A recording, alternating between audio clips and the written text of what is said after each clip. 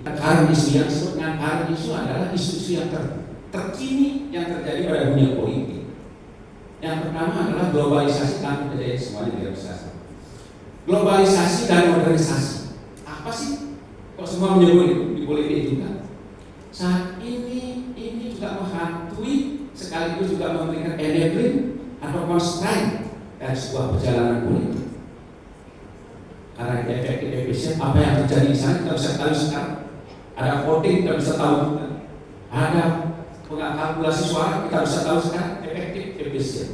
Begitu juga ada informasi-informasi yang dari luar kita bisa tiru. Kenapa ada viral, kenapa ada kampanye lewat media sosial ini sebetulnya kan terinspirasi dari Amerika. Ketika Obama melakukan itu maka itu terjadi. Sekarang hampir semuanya memakai. Inilah modernisasi. Tapi modernisasi juga sekaligus juga bisa jadi enabling bagi kita, menghambat juga. Bisa juga jadi berbahaya ketika media sosial, media massa, yang masuk dalam modernisasi ini kita tidak kendalikan. Nah, yang lain adalah politik identitas. Tadi sudah disampaikan.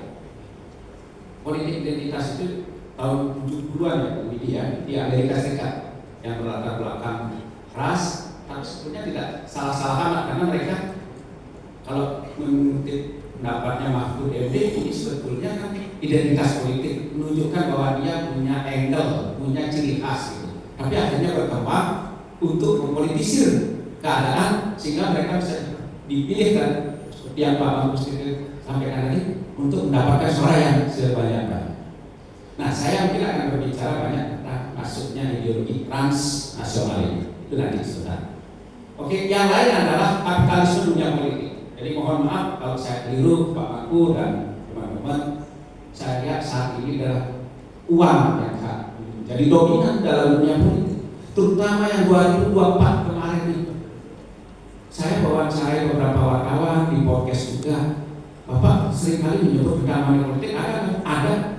Saya saat ini saya sampaikan ada kok barang. Saya punya bukti, nggak bisa asal ngomong saya. Transaksional itu ada, politik saudagar itu sudah terjadi. Sekarang paket itu ada.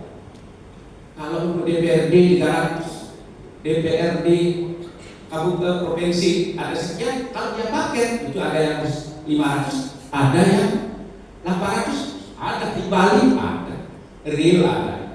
Terakhir ketika pengulangan terjadi juga satu suara untuk kabupaten saja itu 500 harganya per suara kabupaten DPR kabupaten. Begitu masif dan itu terang-terangannya sampai yang terjadi. Jadi money politik itu saya ada. Dan akhirnya masyarakat itu jadi pragmatis, sudah menerima serangan pajak itu sudah biasa. Kemarin saya punya 3 keluarga yang berhak memilih kalau paketnya itu satu paket itu adalah 500 kali 3 berarti 1.500.000 lumayan buat Galungan dan Kuningan lain. Kebetulan akan Galungan dan Kuningan ada. Jadi bagi saya kalau ini dibantah, kalau dikatakan tidak ada hanya isu, saya punya bukti, saya punya hasil dokumen-dokumen yang menunjukkan bahwa memang money politik itu ada. Yang lain adalah low trust society, masyarakat yang sudah saling tidak percaya. Secara teoretik, kalau low trust society ini semakin berkembang, maka negara itu sudah hancur. Kita tidak percaya jaksa, kita tidak percaya polisi, tidak percaya pemerintah, tidak percaya pada DPR juga nggak percaya begitu. Ada nggak? Ada. Kemarin dikasih uang, saya sudah kasih bantuan kok, saya sudah, tapi nggak dapat suara, dapat 15 suara. Ada yang membagikan ya atribut gamelan ya atau go itu, karena nggak terpilih, dapat suara sedikit, go kita lagi. Apa yang terjadi? Kita saling tidak percaya. Jadi low trust society. Yang lain adalah demokrasi yang sangat kebablasan. Demokrasi kita sangat santun berdasarkan kearifan lokal, saling serta. Siapa saja berhak berbicara dan bisa berbicara apa saja. Rasanya sudah seperti tidak ada bingkai, tidak ada aturan, tidak ada norma dalam berdemokrasi. Nah, yang lain saya tidak sebutkan. Lanjut mungkin di slide yang berikutnya. Tadi pagi saya dengar saya lihat di YouTube gitu, kemudian juga ada berita, kemudian ada statement dari Ridwan Kamil, menarik sekali.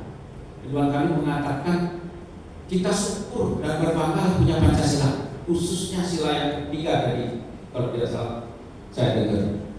Kenapa? Karena itulah alat perangkat kita yang luar biasa. Tadi dicontohkan juga, dulu India sangat fanatik dengan Hindunya, akhirnya yang Islami pisah menjadi Pakistan. Pakistan kembali lagi fanatik dengan identitas Islamnya dengan varian yang berbeda, akhirnya pecah juga menjadi Bangladesh. Demikian juga yang lain. Saya juga baca dan lihat itu, ikuti itu dialog-dialog keagamaan itu juga ternyata yang disebut dengan politik atau ideologi transnasional ini tidak hanya Islam. Jadi mohon maaf, ini kita tidak berbicara rasialis, kita tidak berbicara spesifik agama tertentu, tapi ini adalah konsep kebangsaan. Ternyata teroris itu pernah orang Hindu, teroris itu pernah orang Kristen, teroris itu juga pernah orang.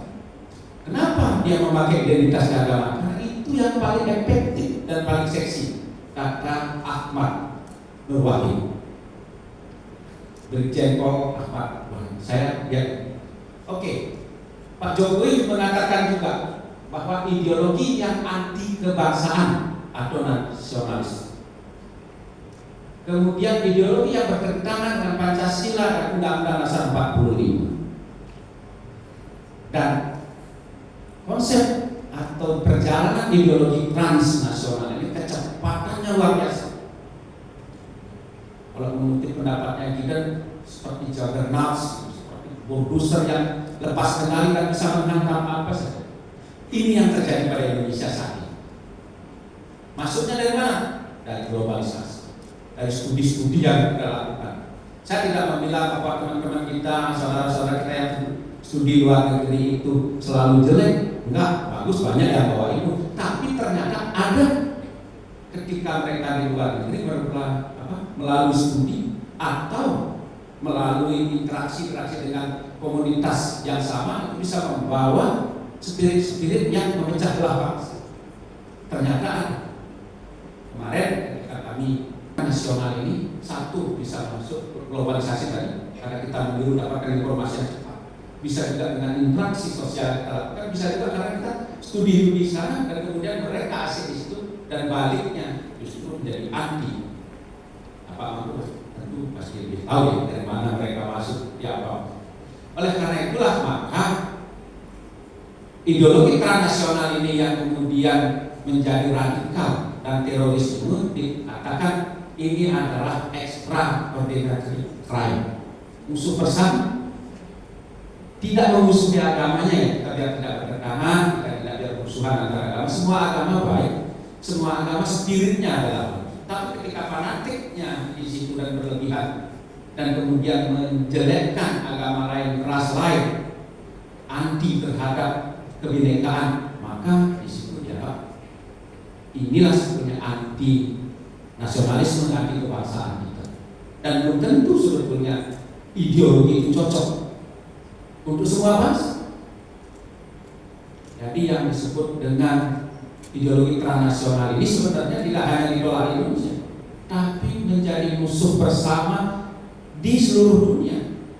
Jadi mohon adik-adik semua coba diikuti seperti apa masuk dan ekstrimnya, serta bahayanya ideologi transnasional ini. Kemudian seperti apa bahayanya kalau berlebihan tentang politik identitas ini, Pak. Kita senang Indonesia sangat beragam dan sangat heterogen. Bali lebih heterogen lagi. Dan yang lain, maaf Pak, aku sebagai informasi Uniknas ini sangat heterogen. Dari 32 provinsi ada di sini. Dari berbagai ras ada, dari berbagai agama ada. Setiap upacara keagamaan kita rayakan, kita kasih kesempatan dan kasih ruang mereka untuk berkreasi, untuk merayakannya tanpa ada yang mengganggu, tanpa ada orang yang mencibir sekali. Kita saling dukung, kita saling menghadiri, kita juga dan rektor kami serta jajaran seluruhnya ini sangat mensupport semuanya. Berbagai aktivitas termasuk barongsai. Ketika ada kegiatan kami, ada panggung mereka berhak dan semua dikasih kesempatan untuk panggung atraksi memperlihatkan kehebatannya masing-masing. Tujuannya satu, bahwa kita sama, kita heterogen, kita multikultural, kita Indonesia, kita satu bangsa.